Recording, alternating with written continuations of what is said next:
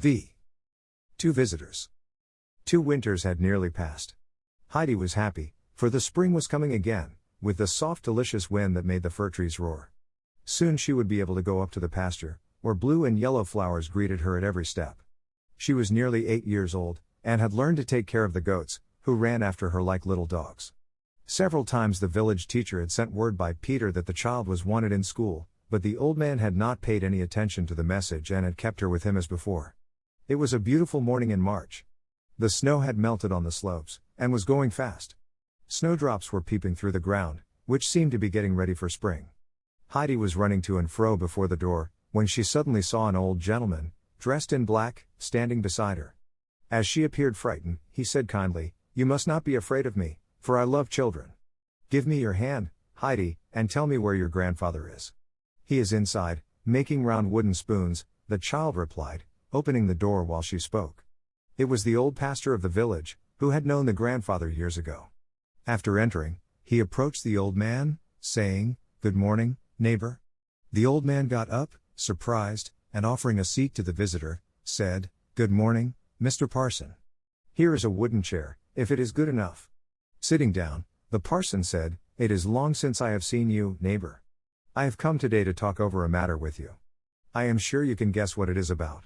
The clergyman here looked at Heidi, who was standing near the door. "Heidi, run out to see the goats," said the grandfather, "and bring them some salt. You can stay till I come." Heidi disappeared on the spot. "The child should have come to school a year ago," the parson went on to say. "Didn't you get the teacher's warning? What do you intend to do with the child?" "I do not want her to go to school," said the old man, unrelentingly. "What do you want the child to be?" "I want her to be free and happy as a bird. But she is human, and it is high time for her to learn something. I have come now to tell you about it, so that you can make your plans. She must come to school next winter, remember that." "I shan't do it, pastor," was the reply. "Do you think there is no way?" The clergyman replied, a little hotly. "You know the world, for you have traveled far. What little sense you show. You think I am going to send this delicate child to school in every storm and weather?" The old man said excitedly. "It is a 2 hours' walk, and I shall not let her go, for the wind often howls so that it chokes me if I venture out. Did you know Adelheid, her mother? She was a sleepwalker, and had fainting fits. Nobody shall compel me to let her go, I will gladly fight it out in court." "You are perfectly right," said the clergyman kindly. "You could not send her to school from here. Why don't you come down to live among us again? You are leading a strange life here. I wonder how you can keep the child warm in winter. She has young blood and a good cover. I know where to find good wood, and all winter I keep a fire going. I couldn't live in the village, for the people there and I despise each other. We had better keep apart."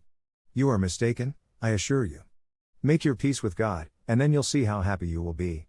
The clergyman had risen, and holding out his hand, he said cordially, "I shall count on you next winter, neighbor. We shall receive you gladly, reconciled with God and man."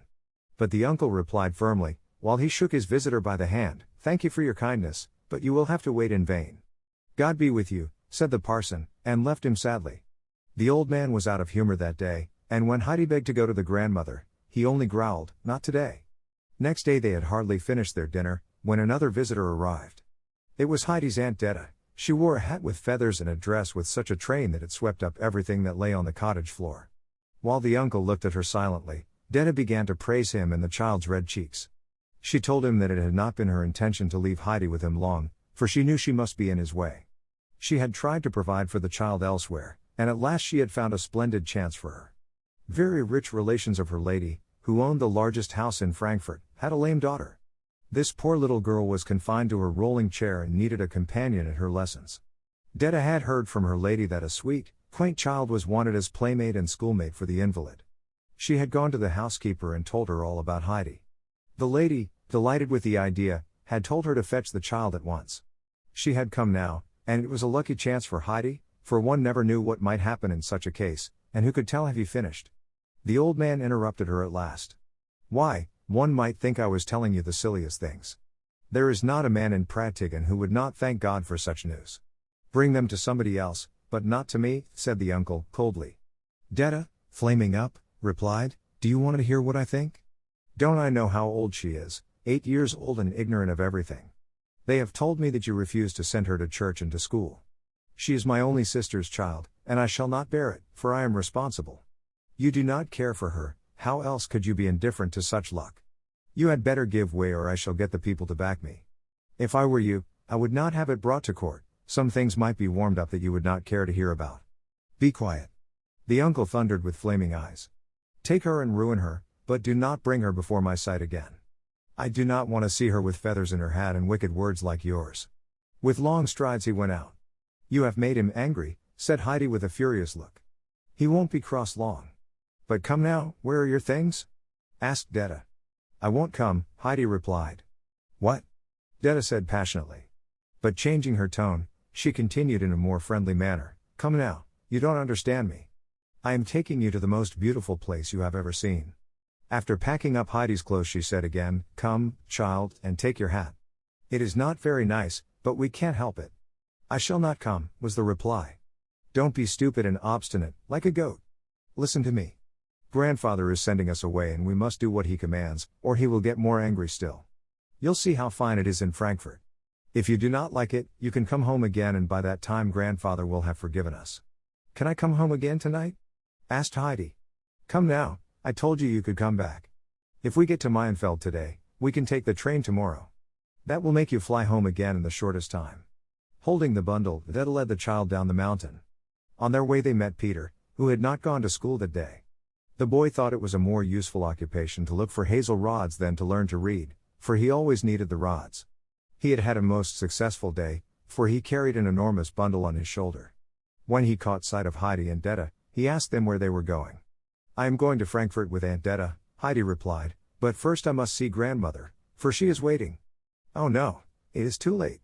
You can see her when you come back, but not now, said Detta, pulling Heidi along with her, for she was afraid that the old woman might detain the child.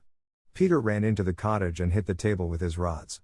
The grandmother jumped up in her fright and asked him what that meant. They have taken Heidi away, Peter said with a groan. Who has, Peter?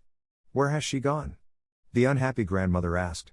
Brigitte had seen Detta walking up the footpath a short while ago and soon they guessed what had happened. With a trembling hand the old woman opened a window and called out as loudly as she could, Detta, Detta, don't take the child away. Don't take her from us. When Heidi heard that she struggled to get free, and said, I must go to grandmother, she is calling me. But Detta would not let her go. She urged her on by saying that she might return soon again. She also suggested that Heidi might bring a lovely present to the grandmother when she came back. Heidi liked this prospect and followed Detta without more ado. After a while she asked, what shall I bring to the grandmother? You might bring her some soft white rolls, Heidi. I think the black bread is too hard for poor grandmother to eat. Yes, I know, Aunt, she always gives it to Peter, Heidi confirmed her. We must go quickly now, we might get to Frankfurt today and then I can be back tomorrow with the rolls. Heidi was running now, and Detta had to follow. She was glad enough to escape the questions that people might ask her in the village. People could see that Heidi was pulling her along, so she said, I can't stop. Don't you see how the child is hurrying? We have still far to go. Whenever she heard from all sides, are you taking her with you? Is she running away from the uncle? What a wonder she is still alive. What red cheeks she has, and so on. Soon they had escaped, and had left the village far behind them. From that time on the uncle looked more angry than ever when he came to the village. Everybody was afraid of him, and the women would warn their children to keep out of his sight. He came down but seldom, and then only to sell his cheese and buy his provisions. Often people remarked how lucky it was that Heidi had left him. They had seen her hurrying away, so they thought that she had been glad to go. The old grandmother alone stuck to him faithfully. Whenever anybody came up to her, she would tell them what good care the old man had taken of Heidi. She also told them that he had mended her little house. These reports reached the village, of course, but people only half believed them, for the grandmother was infirm and old. She began her days with sighing again. All happiness has left us with the child. The days are so long and dreary, and I have no joy left. If only I could hear Heidi's voice before I die, the poor old woman would exclaim, day after day. Via new chapter with new things. In a beautiful house in Frankfurt lived a sick child by the name of Clara Seesman. She was sitting in a comfortable rolling chair, which could be pushed from room to room. Clara spent most of her time in the study, where long rows of bookcases lined the walls. This room was used as a living room, and here she was also given her lessons. Clara had a pale, thin face with soft blue eyes, which at that moment were watching the clock impatiently. At last she said, "Oh, Miss Rottenmeier, isn't it time yet?" The lady so addressed was the housekeeper, who had lived with Clara since Mrs. Seesman's death. Miss Rottenmeier wore a peculiar uniform with a long cape, and a high cap on her head. Clara's father, who was away from home a great deal, left the entire management of the house to this lady, on the condition that his daughter's wishes should always be considered. While Clara was waiting, Detta had arrived at the front door with Heidi. She was asking the coachman who had brought her if she could go upstairs. "That's not my business," grumbled the coachman. "You must ring for the butler." Sebastian, the butler, a man with large brass buttons on his coat, soon stood before her. "May I see Miss Rottenmeier?" Detta asked. "That's not my business," the butler announced. "Ring for Tinette, the maid." With that, he disappeared. Detta, ringing again, saw a girl with a brilliant white cap on her head, coming down the stairway. The maid stopped halfway down and asked scornfully, "What do you want?" Detta repeated her wish again. Tinette told her to wait while she went upstairs, but it did not take long before the two were asked to come up. Following the maid, they found themselves in the study. Detta held on to Heidi's hand and stayed near the door.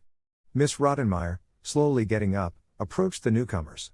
She did not seem pleased with Heidi, who wore her hat and shawl and was looking up at the lady's headdress with innocent wonder. "What is your name?" the lady asked. "Heidi," was the child's clear answer. "What? Is that a Christian name? What name did you receive in baptism?" inquired the lady again. "I don't remember that anymore," the child replied. "What an answer! What does that mean?" said the housekeeper, shaking her head. "Is the child ignorant or pert, Miss Detta?" "I shall speak for the child, if I may, madam," Detta said, after giving Heidi a little blow for her unbecoming answer. "The child has never been in such a fine house and does not know how to behave. I hope the lady will forgive her manners. She is called Adelheid after her mother, who is my sister." "Oh well, that is better. But Miss Detta, the child seems peculiar for her age. I thought I told you that Miss Clara's companion would have to be 12 years old like her, to be able to share her studies. How old is Adelheid?" "I am sorry, but I am afraid she is somewhat younger than I thought. I think she is about 10 years old." "Grandfather said that I was 8 years old," said Heidi now. Detta gave her another blow, but as the child had no idea why, she did not get embarrassed. "What, only 8 years old?" Miss Rottenmeier exclaimed indignantly. "How can we get along? What have you learned? What books have you studied?" "None," said Heidi. "But how did you learn to read?" "I can't read and Peter can't do it either," Heidi retorted. "For mercy's sake. You cannot read?" cried the lady in her surprise. "How is it possible? What else have you studied?" "Nothing," replied Heidi, truthfully. "Miss Detta, how could you bring this child?" said the housekeeper, when she was more composed. Detta, however, was not easily intimidated, and said, "I am sorry, but I thought this child would suit you. She is small, but older children are often spoilt and not like her. I must go now, for my mistress is waiting. As soon as I can, I'll come to see how the child is getting along." With a bow she was outside and with a few quick steps hurried downstairs. Miss Rottenmeier followed her and tried to call her back, for she wanted to ask Detta a number of questions. Heidi was still standing on the same spot. Clara had watched the scene and called to the child now to come to her. Heidi approached the rolling chair. "Do you want to be called Heidi or Adelheid?" asked Clara. "My name is Heidi and nothing else," was the child's answer. "I'll call you Heidi then, for I like it very much," said Clara. "I have never heard the name before. What curly hair you have. Was it always like that?" "I think so. Did you like to come to Frankfurt?" asked Clara again. "Oh, no, but then I am going home again tomorrow, and shall bring grandmother some soft white rolls," Heidi explained. "What a curious child you are," said Clara. "You have come to Frankfurt to stay with me, don't you know that? We shall have our lessons together, and I think it will be great fun when you learn to read. Generally the morning seems to have no end, for Mr. Candidate comes at 10 and stays till 2. That is a long time, and he has to yawn himself, he gets so tired. Miss Rottenmeier and he both yawn together behind their books, but when I do it, Miss Rottenmeier makes me take cod liver oil and says that I am ill. So I must swallow my yawns, for I hate the oil. What fun it will be now, when you learn to read." Heidi shook her head doubtfully at these prospects. "Everybody must learn to read, Heidi. Mr. Candidate is very patient and will explain it all to you. You won't know what he means at first, for it is difficult to understand him. It won't take long to learn, though, and then you will know what he means." When Miss Rottenmeier found that she was unable to recall Detta, she came back to the children. She was in a very excited mood, for she felt responsible for Heidi's coming and did not know how to cancel this unfortunate step. She soon got up again to go to the dining room, criticizing the butler and giving orders to the maid. Sebastian, not daring to show his rage otherwise, noisily opened the folding doors. When he went up to Clara's chair, he saw Heidi watching him intently. At last she said, "You look like Peter." Miss Rottenmeier was horrified with this remark, and sent them all into the dining room. After Clara was lifted onto her chair, the housekeeper sat down beside her. Heidi was motioned to sit opposite the lady. In that way they were placed at the enormous table. When Heidi saw a roll on her plate, she turned to Sebastian, and pointing at it, asked, "Can I have this?" Heidi had already great confidence in the butler, especially on account of the resemblance she had discovered. The butler nodded, and when he saw Heidi put the bread in her pocket, could hardly keep from laughing. He came to Heidi now with a dish of small baked fishes. For a long time the child did not move, then turning her eyes to the butler, she said, "Must I eat that?" Sebastian nodded, but another pause ensued. "Why don't you give it to me?" the child quietly asked, looking at her plate. The butler, hardly able to keep his countenance, was told to place the dish on the table and leave the room. When he was gone, Miss Rottenmeier explained to Heidi with many signs how to help herself at table. She also told her never to speak to Sebastian unless it was important. After that the child was told how to accost the servants and the governess. When the question came up of how to call Clara, the older girl said, "Of course you shall call me Clara." A great many rules followed now about behavior at all times, about the shutting of doors and about going to bed, and 100 other things. Poor Heidi's eyes were closing, for she had risen at 5 that morning, and leaning against her chair she fell asleep. When Miss Rottenmeier had finished instructions, she said, "I hope you will remember everything, Adelheid. Did you understand me?" "Heidi went to sleep a long time ago," said Clara, highly amused. "It is atrocious what I have to bear with this child," exclaimed Miss Rottenmeier, ringing the bell with all her might. When the 2 servants arrived, they were hardly able to rouse Heidi enough to show her to her bedroom. 7 Miss Rottenmeier has an uncomfortable day. When Heidi opened her eyes next morning, she did not know where she was. She found herself on a high white bed in a spacious room. Looking around she observed long white curtains before the windows, several chairs, and a sofa covered with cretonne. In a corner she saw a washstand with many curious things standing on it. Suddenly Heidi remembered all the happenings of the previous day. Jumping out of bed, she dressed in a great hurry. She was eager to look at the sky and the ground below, as she had always done at home. What was her disappointment when she found that the windows were too high for her to see anything except the walls and windows opposite. Trying to open them, she turned from one to the other, but in vain. The poor child felt like a little bird that is placed in a glittering cage for the first time. At last she had to resign herself, and sat down on a low stool, thinking of the melting snow on the slopes and the first flowers of spring that she had hailed with such delight. Suddenly Tinette opened the door and said curtly, "Breakfast's ready." Heidi did not take this for a summons, for the maid's face was scornful and forbidding. She was waiting patiently for what would happen next, when Miss Rottenmeier burst into the room, saying, "What is the matter, Adelheid? Didn't you understand? Come to breakfast." Heidi immediately followed the lady into the dining room, where Clara greeted her with a smile. She looked much happier than usual, for she expected new things to happen that day. When breakfast had passed without disturbance, the 2 children were allowed to go into the library together and were soon left alone. "How can I see down to the ground?" Heidi asked. "Open a window and peep out," replied Clara, amused at the question. "But it is impossible to open them," Heidi said, sadly. "Oh no. You can't do it and I can't help you, either, but if you ask Sebastian he'll do it for you." Heidi was relieved. The poor child had felt like a prisoner in her room. Clara now asked Heidi what her home had been like, and Heidi told her gladly about her life in the hut. The tutor had arrived in the meantime, but he was not asked to go to the study as usual. Miss Rottenmeier was very much excited about Heidi's coming and all the complications that arose therefrom. She was really responsible for it, having arranged everything herself. She presented the unfortunate case before the teacher, for she wanted him to help her to get rid of the child. Mr. Candidate, however, was always careful of his judgments, and not afraid of teaching beginners. When the lady saw that he would not side with her, she let him enter the study alone, for the A.B.C. held great horrors for her. While she considered many problems, a frightful noise as of something falling was heard in the adjoining room, followed by a cry to Sebastian for help. Running in, she beheld a pile of books and papers on the floor, with the table cover on top. A black stream of ink flowed across the length of the room. Heidi had disappeared. "There!" Miss Rottenmeier exclaimed, wringing her hands. "Everything drenched with ink. Did such a thing ever happen before? This child brings nothing but misfortunes on us." The teacher was standing up, looking at the devastation, But Clara was highly entertained by these events, and said, Heidi has not done it on purpose and must not be punished.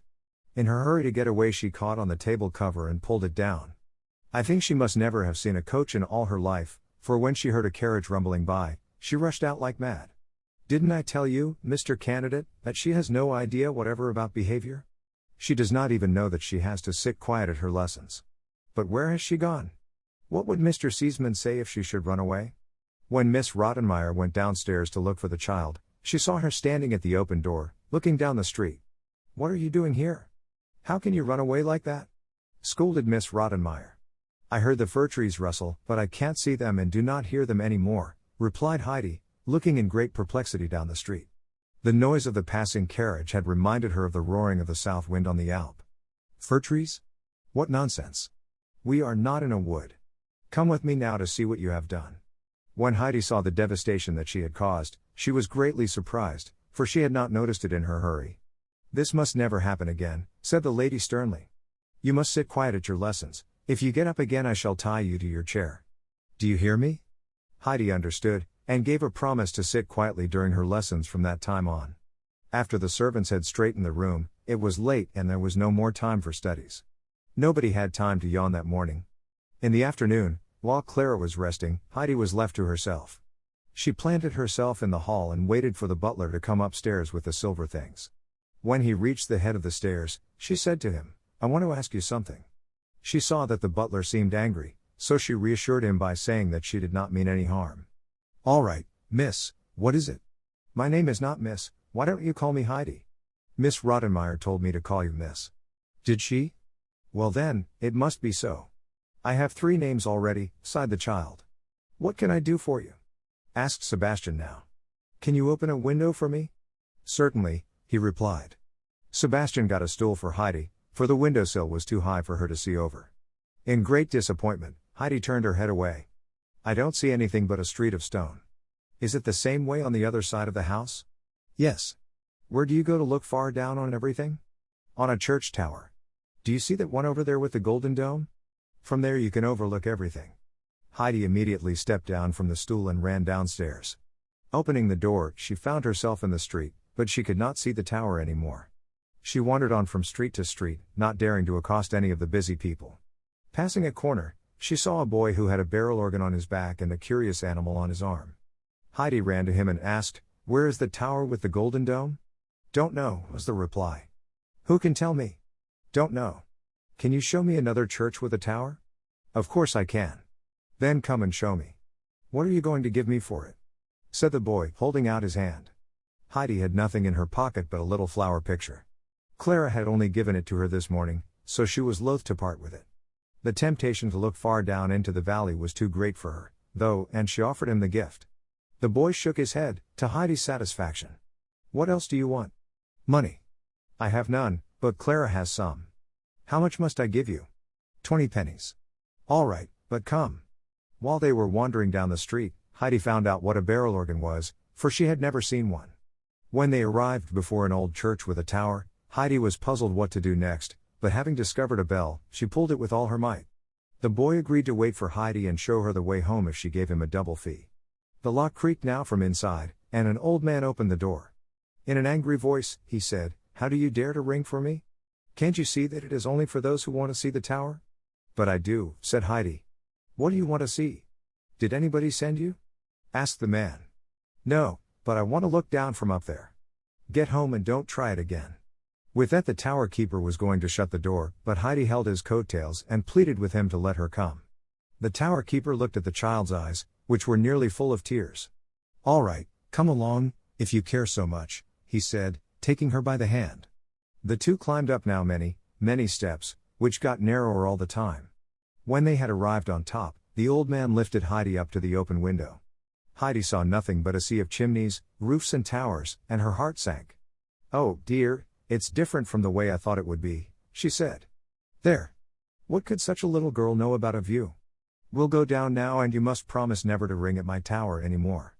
On their way they passed an attic, where a large gray cat guarded her new family in a basket. This cat caught half a dozen mice every day for herself, for the old tower was full of rats and mice. Heidi gazed at her in surprise, and was delighted when the old man opened the basket. What charming kittens, what cunning little creatures, she exclaimed in her delight, when she saw them crawling about, jumping and tumbling. Would you like to have one? The old man asked. For me? To keep? Heidi asked, for she could not believe her ears. Yes, of course. You can have several if you have room for them, the old man said, glad to find a good home for the kittens. How happy Heidi was. Of course there was enough room in the huge house, and Clara would be delighted when she saw the cunning things. How can I take them with me? The child asked, after she had tried in vain to catch one. I can bring them to your house, if you tell me where you live, said Heidi's new friend, while he caressed the old cat, who had lived with him many years.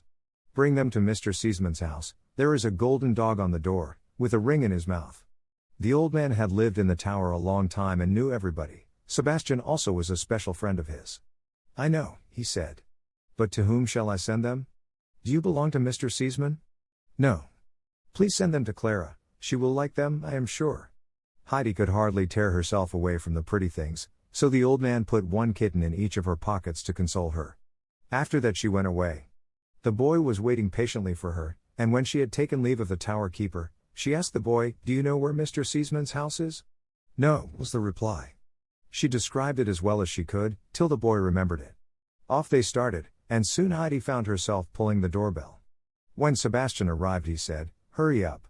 Heidi went in, and the boy was left outside, for Sebastian had not even seen him. Come up quickly, little miss, he urged. They are all waiting for you in the dining room. Miss Rottenmeier looks like a loaded cannon. How could you run away like that? Heidi sat down quietly on her chair. Nobody said a word, and there was an uncomfortable silence. At last Miss Rottenmeier began with a severe and solemn voice, I shall speak with you later, Adelheid. How can you leave the house without a word? Your behavior was very remiss. The idea of walking about till so late. Meow. Was the reply. I didn't, Heidi began meow. Sebastian nearly flung the dish on the table, and disappeared. This is enough, Miss Rottenmeier tried to say, but her voice was hoarse with fury. Get up and leave the room. Heidi got up. She began again. I made meow. Meow. Meow exclamation mark Heidi, said Clara now, why do you always say meow again, if you see that Miss Rottenmeier is angry? I am not doing it, it's the kittens, she explained. What? Cats? Kittens? Screamed the housekeeper. Sebastian, Tinette, take the horrible things away. With that she ran into the study, locking herself in, for she feared kittens beyond anything on earth. When Sebastian had finished his laugh, he came into the room. He had foreseen the excitement, having caught sight of the kittens when Heidi came in. The scene was a very peaceful one now. Clara held the little kittens in her lap, and Heidi was kneeling beside her. They both played happily with the two graceful creatures. The butler promised to look after the newcomers and prepared a bed for them in a basket.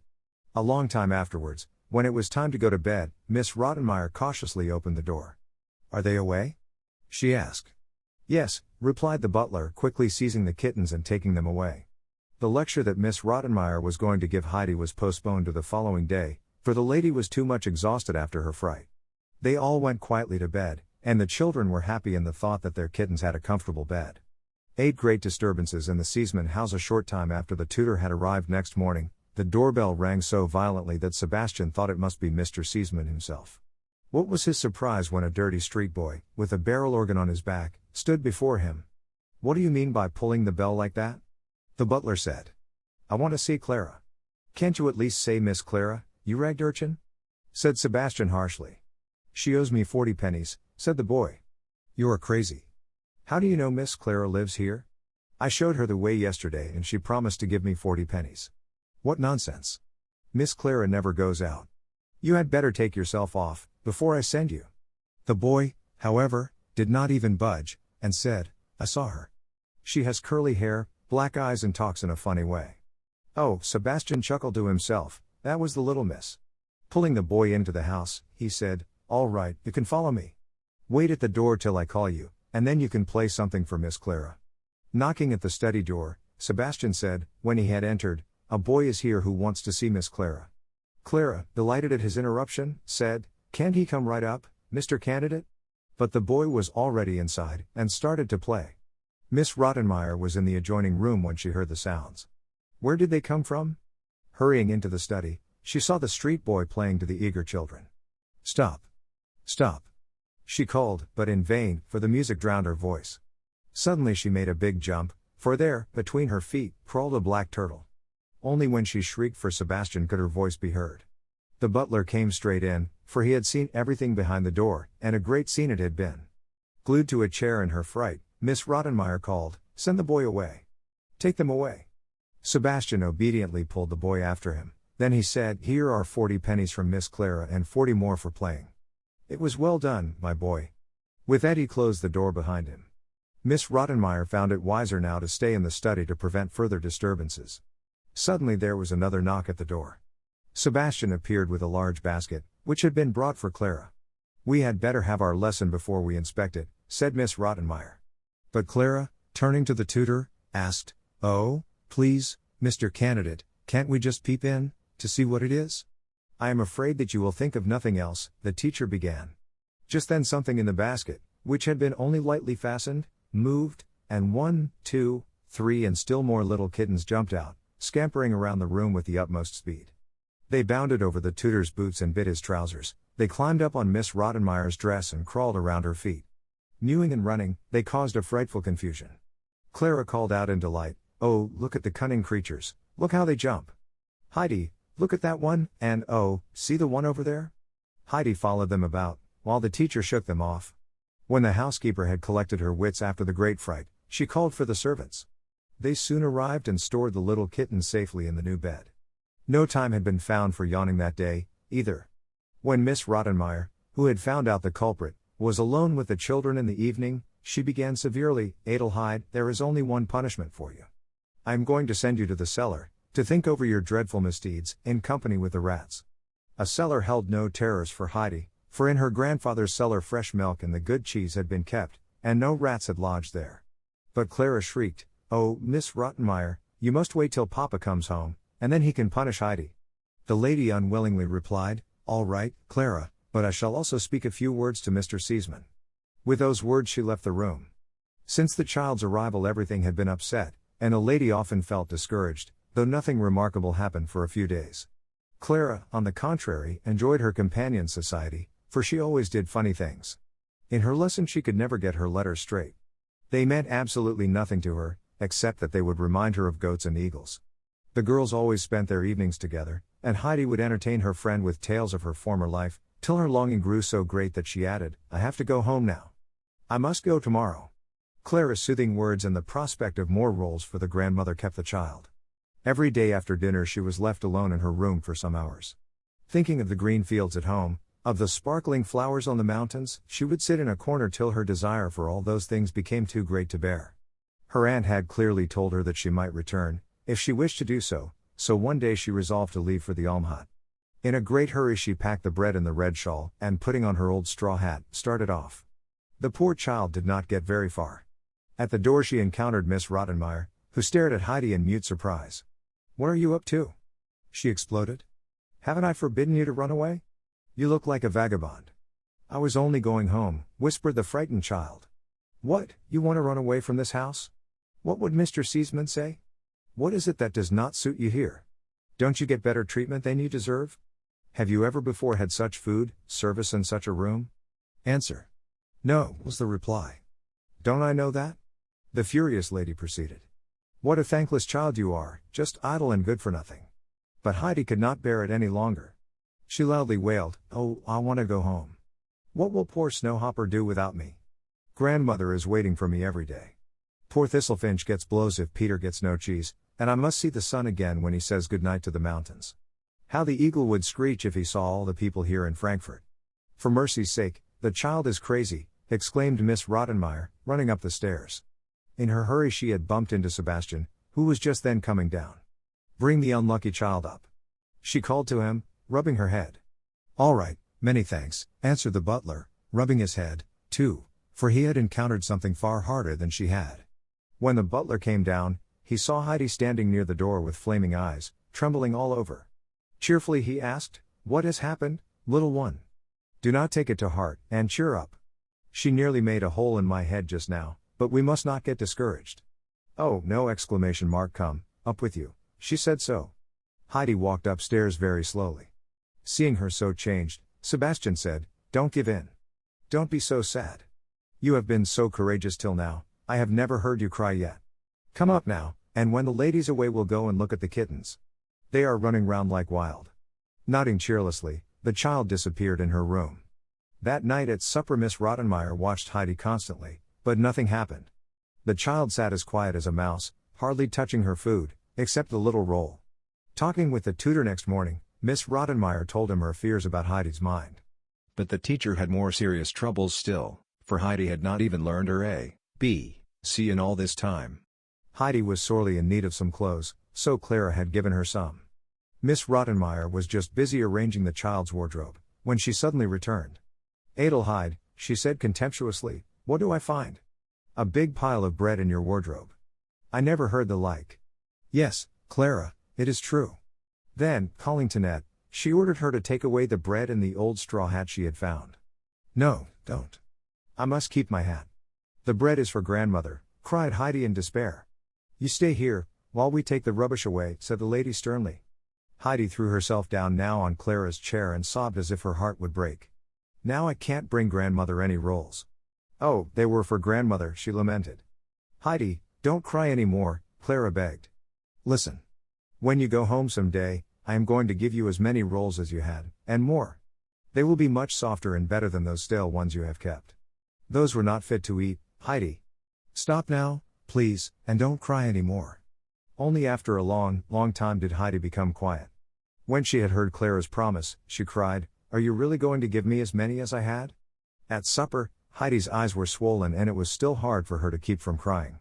Sebastian made strange signs to her that she did not understand. What did he mean? Later, though, when she climbed into her high bed, she found her old beloved straw hat hidden under her cover. So Sebastian had saved it for her and had tried to tell her. She crushed it for joy, and wrapping it in a handkerchief, she hid it in the furthest corner of her wardrobe. 9. The master of the house hears of strange doings. A few days afterwards there was great excitement in the Seesman residence, for the master of the house had just arrived. The servants were taking upstairs one load after another, for Mr. Seesman always brought many lovely things home with him. When he entered his daughter's room, Heidi shyly retreated into a corner.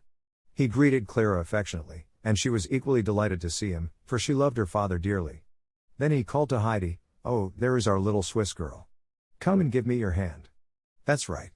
Are you good friends, my girls? Tell me now. You don't fight together, what? Oh, no, Clara is always kind to me, Heidi replied. Heidi has never even tried to fight, Papa, Clara quickly remarked. That's good, I like to hear that, said the father rising. I must get my dinner now, for I am hungry.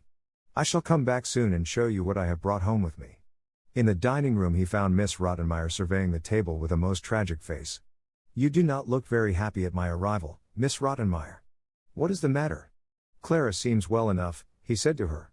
Oh, Mr. Seesman, we have been terribly disappointed, said the lady. How do you mean? Asked Mr. Seesman, calmly sipping his wine. We had decided, as you know, to have a companion for Clara. Knowing as I did that you would wish me to get a noble, pure child, I thought of the Swiss child, hoping she would go through life like a breath of pure air, hardly touching the earth. I think that even Swiss children are made to touch the earth, otherwise they would have to have wings. I think you understand what I mean. I have been terribly disappointed, for this child has brought the most frightful animals into the house. Mr. Candidate can tell you. The child does not look very terrible. But what do you mean? I cannot explain it, because she does not seem in her right mind at times. Mr. Seesman was getting worried at last, when the tutor entered. Oh, Mr. Candidate, I hope you will explain. Please take a cup of coffee with me and tell me about my daughter's companion. Make it short, if you please. But this was impossible for Mr. Candidate, who had to greet Mr. Seesman first. Then he began to reassure his host about the child, pointing out to him that her education had been neglected till then, and so on. But poor Mr. Seesman, unfortunately, did not get his answer, and had to listen to very long-winded explanations of the child's character. At last Mr. Seesman got up, saying, Excuse me, Mr. Candidate, but I must go over to Clara now. He found the children in the study. Turning to Heidi, who had risen at his approach, he said, Come, little one, get me a glass of water. Fresh water? Of course, fresh water, he replied. When Heidi had gone, he sat down near Clara, holding her hand. Tell me, little Clara, he asked, please tell me clearly what animals Heidi has brought into the house. Is she really not right in her mind? Clara now began to relate to her father all the incidents with the kittens and the turtle, and explained Heidi's speeches that had so frightened the lady. Mr. Seaman laughed heartily and asked Clara if she wished Heidi to remain. Of course, Papa. Since she is here, something amusing happens every day. It used to be so dull, but now Heidi keeps me company. Very good, Clara. Oh. Here is your friend back again. Did you get nice fresh water? Asked Mr. Seaman. Heidi handed him the glass and said, Yes, fresh from the fountain. You did not go to the fountain yourself, Heidi? Said Clara. Certainly, but I had to get it from far. There were so many people at the first and at the second fountain. I had to go down another street and there I got it. A gentleman with white hair sends his regards to you, Mr. Seaman. Clara's father laughed and asked, Who was the gentleman? When he passed by the fountain and saw me there with a glass, he stood still and said, Please give me to drink, for you have a glass. To whom are you bringing the water? Then I said, I am bringing it to Mr. Seaman. When he heard that, he laughed very loud and gave me his regards for you, with the wish that you would enjoy your drink. I wonder who it was? What did the gentleman look like? He has a friendly laugh and wears a gold pendant with a red stone on his thick gold chain. There is a horse head on his cane. Oh, that was the doctor, that was my old doctor, exclaimed father and daughter at the same time. In the evening, Mr. Seaman told Miss Rottenmeier that Heidi was going to remain, for the children were very fond of each other and he found Heidi normal and very sweet. I want the child to be treated kindly, Mr. Seaman added decidedly. Her peculiarities must not be punished. My mother is coming very soon to stay here, and she will help you to manage the child, for there is nobody in this world that my mother could not get along with, as you know, Miss Rottenmeier. Of course, I know that, Mr. Seaman, replied the lady, but she was not very much pleased at the prospect. Mr. Seaman only stayed 2 weeks, for his business called him back to Paris. He consoled his daughter by telling her that his mother was coming in a very few days. Mr. Seaman had hardly left, when the grandmother's visit was announced for the following day.